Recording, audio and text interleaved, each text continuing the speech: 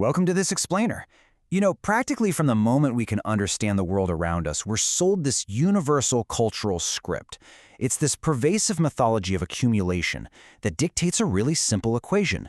Limitless wealth is the ultimate master key to a permanently happy life. We're conditioned to believe that, hey, if we just add enough zeros to our net worth, we're eventually going to unlock a state of total, unshakable existential peace.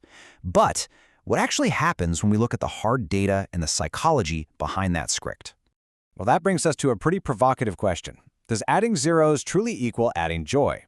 When researchers actually study the folks who have reached the summit of this financial Everest, they don't exactly find unending happiness. Instead, they frequently uncover a profound paradox and, frankly, a really disquieting hollowness. These individuals often find themselves standing right at the very top, kind of looking around and wondering why the view feels so remarkably cold. To figure out why this happens, we have to look at a concept known as the arrival fallacy.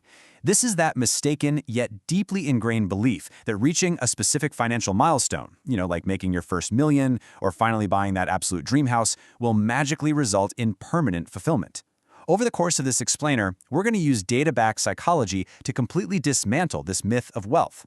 We're going to see exactly why mistaking the tool of money for the actual destination of happiness is pretty much a recipe for building your very own golden cage. Okay, Section 1. The Happiness Plateau. Let me be crystal clear right out of the gate here. Money is an absolute miracle cure for the genuine brutality and suffering of poverty. It provides shelter, safety, food, the essentials. But decades of psychological research point to a very specific historical inflection point. It's usually cited as being somewhere between $75,000 and $100,000 in annual household income. Now, this number represents a critical threshold. Below this, money is completely transformative. But right at this threshold, the correlation between extra cash and your day-to-day emotional well-being begins to just completely flatline. If you map this dynamic out, it's incredibly stark. In a state of scarcity, well-being is low because daily life is literally a struggle.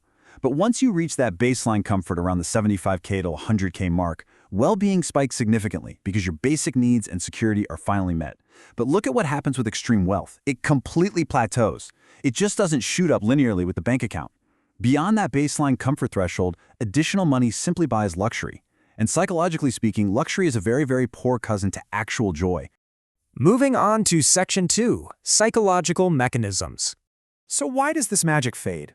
To understand that, we have to look at our biological wiring. And it's not a character flaw, it's just deeply embedded in human psychology, perfectly summing up the human condition. Yesterday's luxury literally becomes today's baseline. Human beings are incredibly adaptable. We are neurologically wired to constantly hunt for the next dopamine hit, which means we normalize our new surroundings with shocking speed.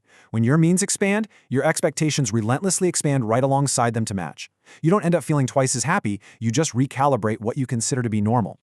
Scientists call this biological recalibration hedonic adaptation, or you might have heard it referred to as the hedonic treadmill. It basically means that the visceral thrill of a massive raise or driving a brand new high-performance vehicle right off the lot, it has a remarkably short half-life.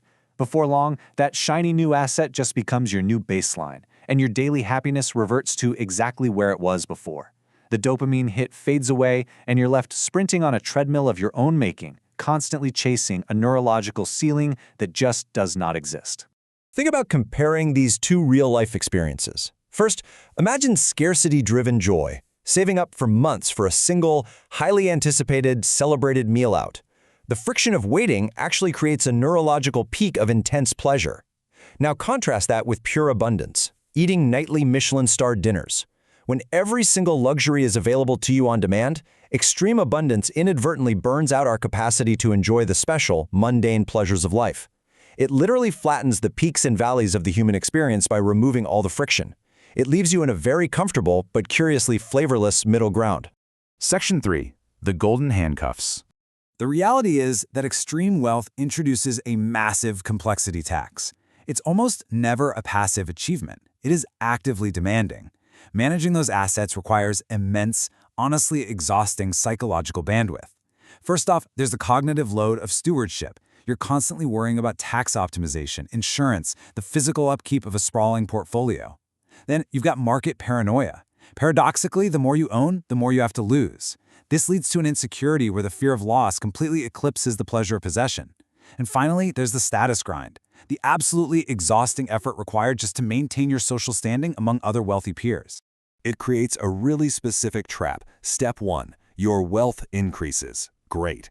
But then step 2 hits, and those things that used to be occasional wants silently harden and transform into absolute needs. Suddenly, for step 3, you are locked into a high burn rate. You have to keep working at an incredibly high intensity just to sustain this new baseline you've created for yourself. You transform from an active participant in your own life into a full-time steward of your own capital. Which brings us to Section 4, the social cost. Money doesn't just change your bank account balance, it fundamentally alters your entire social environment. Wealth buys what psychologists call false isolation. High fences, private travel, hired help, they all bypass the very human interdependence that's actually required for a real community. We are tribal animals. When we buy our way out of the village, the silence of a massive private estate is often just the sound of profound loneliness. Furthermore, this isolation breeds mistrust. Relationships start to get shadowed by this transactional fog, making it really hard to distinguish genuine affection from parasitic interest. Add in family conflict over inheritance and strained parenting from trading the best years of your life to work and accumulate, the social cost becomes absolutely staggering. Section 5, hype versus reality. When we directly compare those societal scripts we're fed with actual human reality, a completely different picture emerges. Society hypes up that more money equals more happiness. The reality? Happiness plateaus after basic needs are met. Society tells us wealth is the ultimate freedom. The human reality is that it often creates heavy new obligations and management burdens. We're told success means being rich to earn respect, but true respect actually depends on character. Society promises security, that being rich means being safe forever. But financial assets can vanish overnight. Emotional resilience is far more stable. And finally, legacy.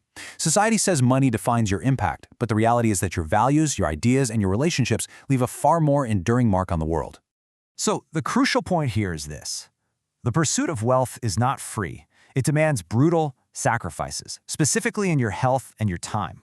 So many people trade their healthiest, most vibrant years working under immense stress, only to realize later that they literally cannot use their accumulated wealth to buy back their vitality. This relentless pursuit can also hollow out your motivation. It strips away the hunger and the creative problem-solving that makes life feel purposeful. Ultimately, it leads to a values misalignment, where the chase for the dollar completely overshadows your personal passions and genuine human connection. Section 6, Redefining True Wealth. Now listen, we are absolutely not saying money is evil or that it's completely worthless. That would be completely false. Money has incredible strategic utility when it's used correctly. For starters, it is absolutely fantastic at solving price tag problems. It eliminates the genuine misery caused by scarcity, things like debt, hunger, lack of healthcare.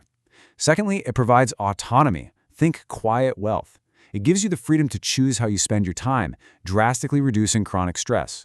And finally, it enables generosity. It gives you the ability to support causes you care about and contribute to a much deeper sense of purpose. And this brings us to a quote from the source material that perfectly nails the core thesis of our analysis today. Wealth is an excellent tool for solving problems that have a price tag, but it is a terrible tool for solving problems of meaning, purpose, or connection. Money is a highly effective buffer against misery, but it is a tragic substitute for love or peace. Which leaves us with this final thought. As you evaluate your own trajectory, you really have to ask yourself, are you building a life of meaning, or are you simply paying a very high price to maintain a more expensive version of the same empty script? Redefining what rich actually means is the very first step off of that hedonic treadmill and back into a life that is actually worth living. Thank you so much for joining me for this explainer. Keep questioning the scripts you're handed, and I'll see you next time.